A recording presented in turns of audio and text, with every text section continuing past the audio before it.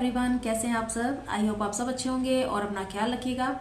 And जैसा कि मुझे पता है कि आप लोग पोलैंड जाने की तैयारी कर रहे हैं और आपको वर्क वीज़ा एप्लीकेशन करना है, आप लोग उसकी प्रिपरेशन कर रहे हैं।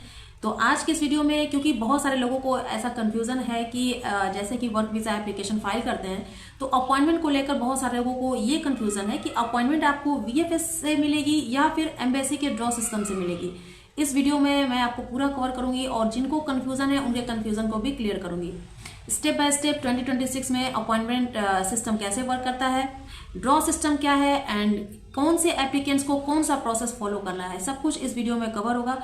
कौन सी मिस्टेक्स को आपको अवॉइड करनी है, तो वीडियो को एंड तक जरूर देखिएगा, मिस मत कीजिएगा। अदरवाइज आपको वीएफएस या फिर वीएफएस एंड एम्बेसी के अपॉइंटमेंट सिस्टम को आप समझ नहीं पाएंगे। सबसे पहले आपको मैं ये क्लियर करूंगी कि लोगों को जो कंफ्यूजन है वो कौन कौन से कंफ्यूजन है, इसको मैं बता देती हूँ कि वीएफएस से अपॉइंटमेंट बुक होगी या फिर एम्बेसी से ड्रॉ होगा। ये लोगों को बहुत कंफ्यूजन है कि एम्बेसी से अपॉइंटमेंट मिलती है या फिर वीएफएस सेंटर से अपॉइंटमेंट मिलती है, इसमें कंफ्यूजन है लोगों को। नेक्स्ट आता है फेस वेरिफिकेशन क्या होता है एंड लॉटरी सिस्टम क्या है, क्योंकि बहुत सारे लोग जो न्यू हैं, जिन्होंने पहले एप्लीकेशन फाइल की है शायद उनको पता होगा, बट जो लोग न्यू हैं उनको इसके बारे में बिल्कुल पता नहीं है कि फेस वेरिफिकेशन क्या है, एम्बेसी से अपॉइंटमेंट होती है या फिर वीएफएस से अपॉइंटमेंट आपको मिलेगी या फिर लॉटरी सिस्टम क्या होता है। ये सब कुछ लोगों के मन में कंफ्यूजन है और मे भी आप लोगों को भी ये कंफ्यूजन होगा कि अपॉइंटमेंट कैसे होगी।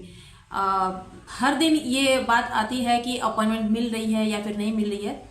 तो इंडिया से तो अपॉइंटमेंट अभी बुक हो रही है। अभी रिसेंटली मैंने 3 लोगों के अपॉइंटमेंट बुक किए हैं। सच ये है कि प्रोसेस एप्लीकेंट्स की कैटेगरी एंड एम्बेसी के करंट रूल्स पर डिपेंड करता है, इसलिए बिना ऑफिशियल अपडेट्स के आप कोई भी वर्क मत कीजिए। आपको ऑफिशियल अपडेट्स हमेशा चेक करना चाहिए। अब बात आती है VFS versus embassy, means in दोनों में डिफरेंस क्या है। डिफरेंस ही नहीं पता है लोगों को कि वीएफएस क्या करता है और एम्बेसी क्या रोल्स प्ले करती है वर्क वीजा एप्लीकेशन में।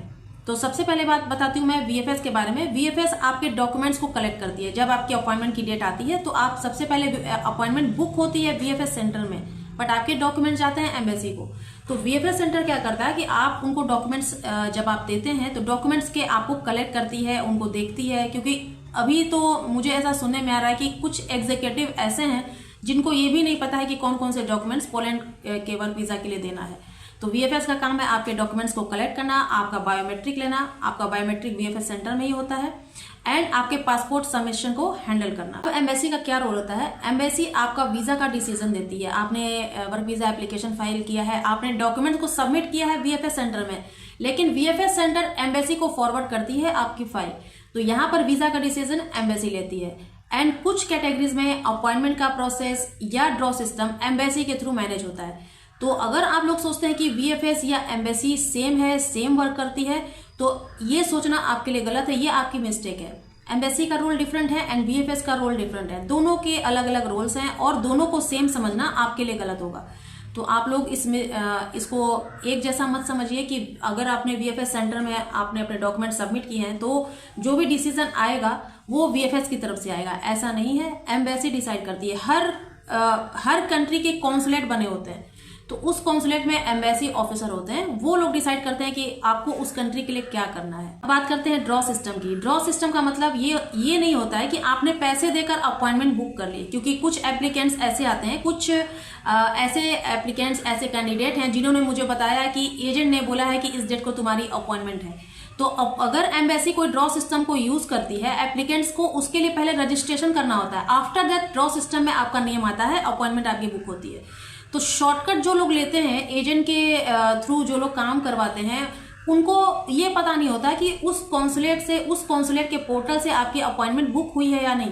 क्योंकि एम्बेसी अगर कुछ डिसाइड करती है तो आपके लिए करती है। आप लोग अगर एम्बेसी के रूल्स को फॉलो करके अपॉइंटमेंट लेते हैं तो ये आपके लिए बेटर होता है। आपने तो एजेंट को देखा नहीं कि उसने अपॉइंटमेंट कहाँ से बुक की है, कैसे बुक की है।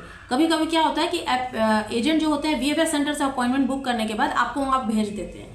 तो इससे क्या होता है, इससे रिजेक्शन आता है। अगर ड्रॉ सिस्टम में नाम आपका आता है तो ये आपके लिए बेटर होता है। एम्बेसी के ड्रॉ सिस्टम में क्या होता है कि आपको उसमें पहले रजिस्ट्रेशन करना होता है, आफ्टर दैट आपकी अपॉइंटमेंट बुक होती है और उसके बाद सिलेक्टेड एप्लीकेंट्स को ही अपॉइंटमेंट दी जाती है।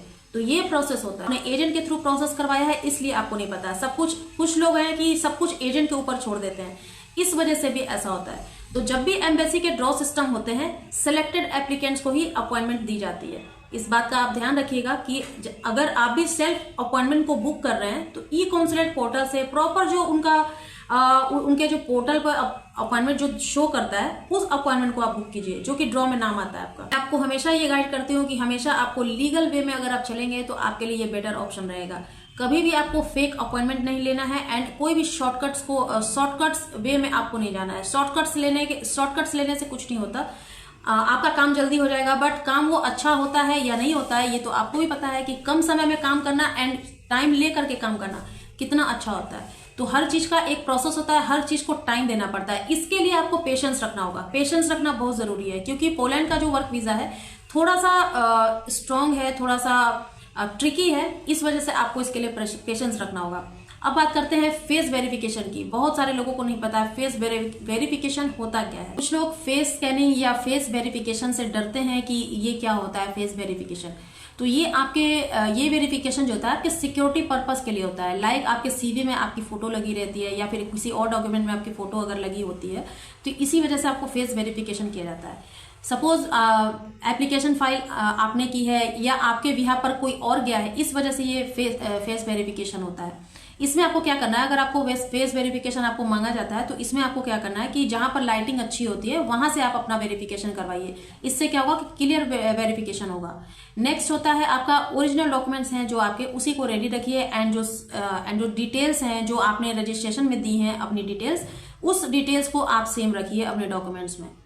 क्योंकि अगर कोई भी आप फेक डॉक्यूमेंट्स, कोई भी आप फेक इन्फॉर्मेशन अगर आप देते हैं तो इससे आपको प्रॉब्लम क्रिएट हो सकती है। कॉमन मिस्टेक जिनको आपको अवॉइड करना है, जितने भी लोग एजेंट के थ्रू काम करवाते हैं, आपको उस फेक एजेंट पर बिल्कुल भी ट्रस्ट नहीं करना है। वो क्या कर रहा है आपको भी वेरीफाई करना चाहिए कि कैसे कैसे वर्क होता है, कैसे नहीं होता है।